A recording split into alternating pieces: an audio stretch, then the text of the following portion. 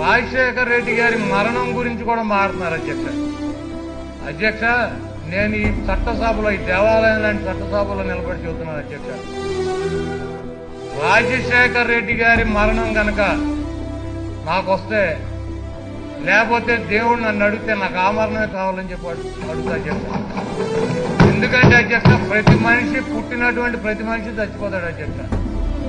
ఆయన కొంతమంది యాక్సిడెంట్లో చనిపోతారు, కొంతమంది ఆరోగ్యం బాగోక అనారోగ్యంతో చనిపోతారు, కొంతమంది సహజ మరణం చెందుతారు అధ్యక్ష.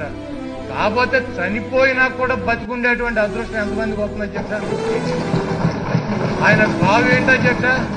5 సంవత్సరాలు ముఖ్యమంత్రిగా పనిచేసి రెండోసారి ముఖ్యమంత్రిగా ఎన్నికయ్యి ప్రజల దగ్గరికి రచ్చబండ కార్యక్రమం, వాళ్ళ సమస్యలు తెలుసుకోవడానికి వెళ్తూ ప్రమాదవశాత్తు వాతావరణం అనుకూలించక మరణించాడు అధ్యక్ష. ఆయన ఏంటి అధ్యక్ష? చాలా గొప్ప మరణం అధ్యక్ష. చనిపోయినా కూడా ఈ రోజు కూడా ప్రజల గుండెల్లో బతికున్నటువంటి దేవుడు రాజశేఖర రెడ్డి గారు అధ్యక్ష. అటువంటి రాజశేఖర రెడ్డి గారి గురించి మారుతారు అధ్యక్ష.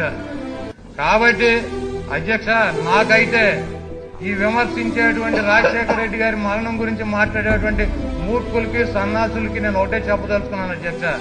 నాకైతే ఆయనలాగా